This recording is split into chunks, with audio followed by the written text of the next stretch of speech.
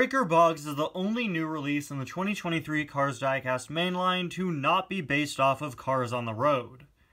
And while I don't really have a problem with that, since Cars on the Road is a new thing, and each episode is full of new characters and character variants for us to get, I gotta say, it sure is refreshing to be reviewing a new release from one of the Cars movies again. And if you only had to make one new release from the Cars movies, honestly, Breaker Boggs is, in my opinion, one of the coolest options you could have gone with, and I think one of the best options you could have gone with right now.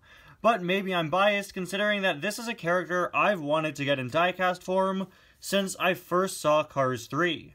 Breaker Boggs is one of two pitties that work at the Thunder Hollow Demolition Derby in Cars 3, and they take pictures next to the winners of the Demolition Derby in front of that sign that says, I got my tires dirty at Thunder Hollow. Or I guess it isn't necessarily the winners, but they do take pictures with the cars there, and they sort of cart the sign in. And yeah, ever since I first saw Cars 3 in the theater back in 2017, I've always wanted these off-road, mud-covered pitties with their big tires, and I'm so excited to finally be getting one of them.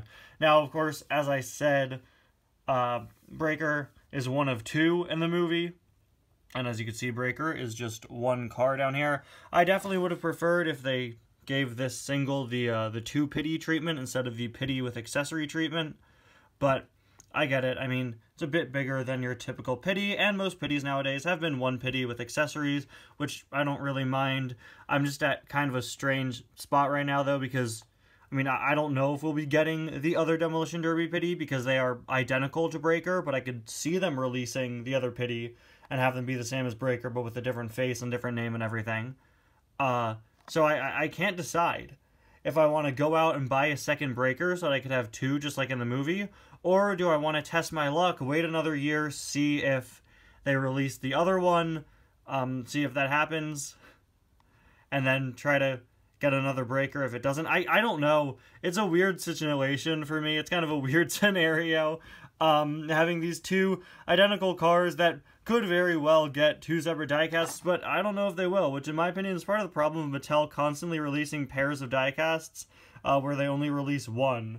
Your cases like, there was one recently. Yeah, Jay with VR headset where they only made him and not the other one, right?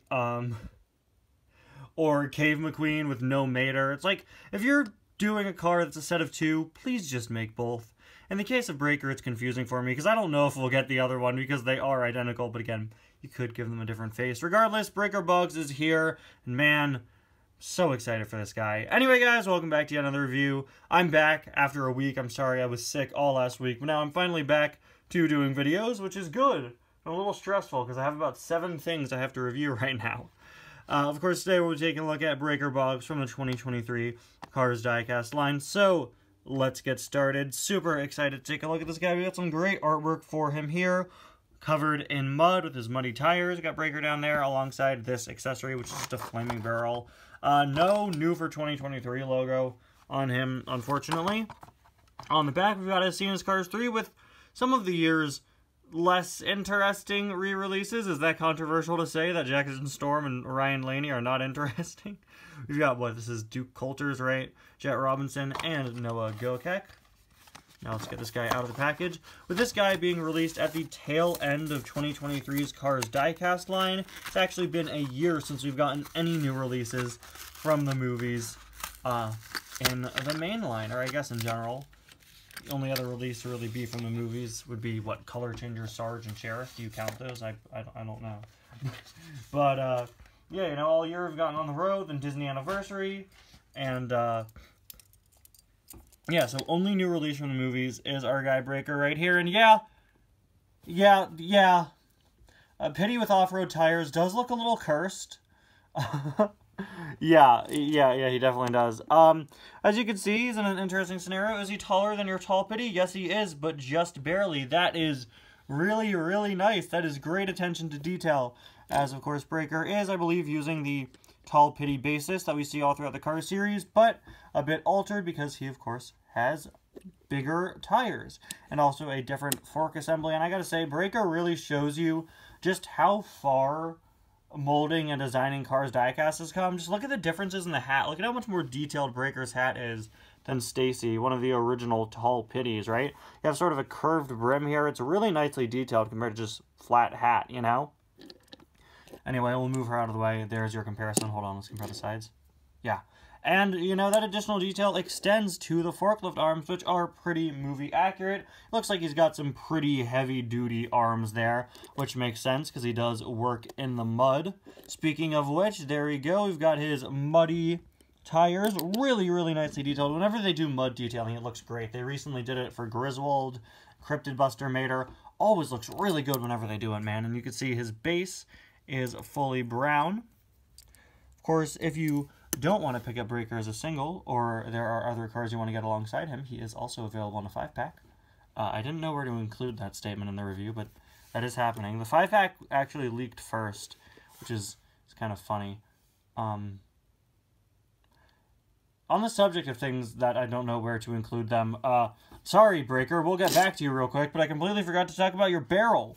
It's one of the barrels. Yeah, remember these from the 2017 Demo Derby line? Why haven't they let this accessory die yet? I don't need more of these. I don't need more of these, man. It's a flaming rubber red barrel. At the very least, make them in a new color. Or don't. It's cheaper that way. You know, I think last year or something like that, they did Francis Beltline with one of these.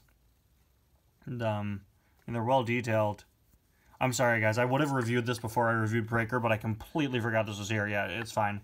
I would have preferred a second Breaker in the pack, but it's okay. You know what would be really cool? If they packed Breaker and just a duplicate of Breaker, maybe with a different face, in one of those Walmart accessory 2-packs, and, you know, included these as the accessories, and then for the sign included the I Got My Tires Dirty at Thunder Hollow sign. That would be so cool. Anyway, we've got the Thunder Hollow, does it say Thunder Hollow Speedway? Logo on the side. I love getting Thunder Hollow staff. There aren't many of them. Does that say Speedway? I can't tell. I guess maybe it does. I just want to see if it says something unique. Yeah, I love when they do Thunder Hollow staff members. There really aren't all that many.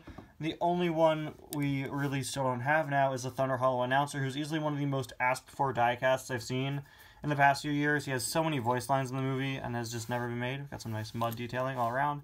This little thing on the back. Little grill back there. Really nicely detailed. Just a different type of pity than what we're used to seeing, but still with some pretty familiar aspects.